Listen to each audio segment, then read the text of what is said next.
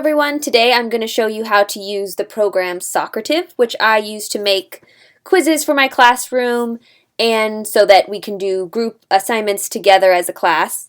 So first I'm going to take you there. So we just type in www.socrative.com. It's already up there.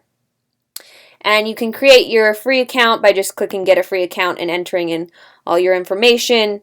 If you want to do it that way, but because I already have one and I'm a big fan of using Google for things, it automatically signs me in during my Google+.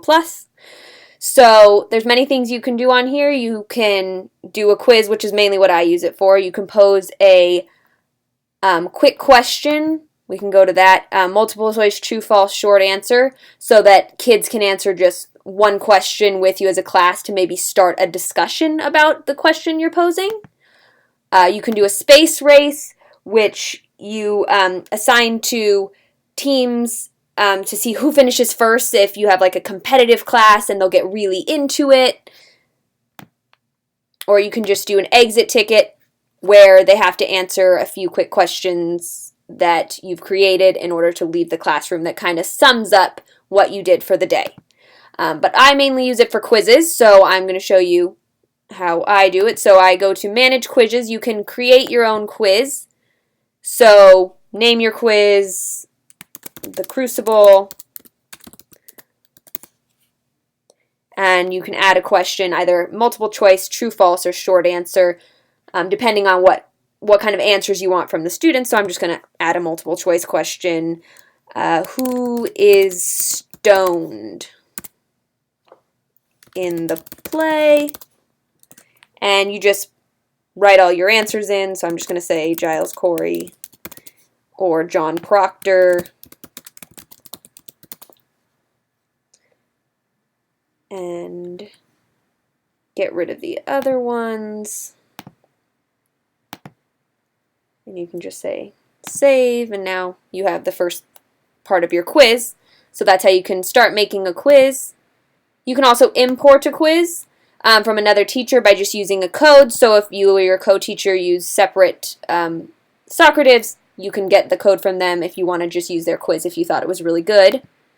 You can look at the quizzes you already own. For example, I already did a lot of quizzes on the Crucible, so you just look at it and it allowed you to download it if you actually want to give a paper form, or edit it if you thought one question was maybe too hard for one class and you wanted to delete it.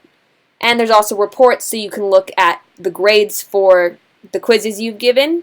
So if I can check on copy of Crucible Act 4 quiz. You can view it in chart form, which allows you to just see it as you gave it in class, like the live results.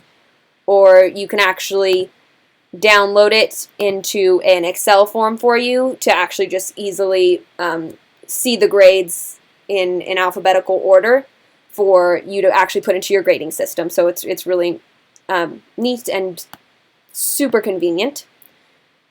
And so we're going to go back to Manage Quizzes. And so the way you give a kit quiz is you press Start a Quiz, and you select one of the quizzes, the quiz you want to give out for that day. So I'm going to say I'm going to give out Act 3. There's 3 different forms you can do it. You can do it student-paced, where they have immediate feedback. So after each question, it'll tell them whether they get it right or wrong. My students like that so they can gauge their grade before I even give it back to them.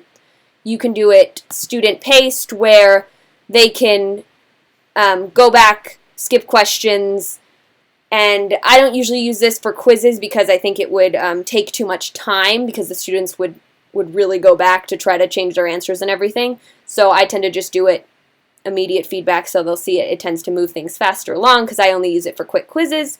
Or teacher pace. This is great for discussion. So if you want to have one question come up at a time and everybody answer it together, and then you can put the live results to kind of show a poll of where everybody is in the class. That's great for warm-ups and discussion questions. I usually use student-paced for my quizzes, so I just press Start. So I guess I already had an activity, so I'm just starting a new one. And the way the students sign up is they put in my room, Miss Brown 13, and then I have them put their name, and all of their names come up, and It shows them taking the quiz and their progress. It's great for when you're giving the quiz. You can see how long everybody's taking and who needs a few more minutes. And it's great for that because some students need to take a little bit longer to read the questions. Some kids are very quick. But it shows you, when you can pretty much say, okay, let's just wrap it up in 1 minute so you can get everybody finished. And then when you finish the quiz, you just press finish and it'll take you right to viewing the chart or getting reports. I'm just going to go back to the dashboard. So that's just a quick lesson on Socrative. It's a really great program and I use it probably once a week at least. And I would suggest using it in your own classroom if you're capable of it. It's really simple to use and I think the kids really like it because it's interactive. All right, thank you guys for listening.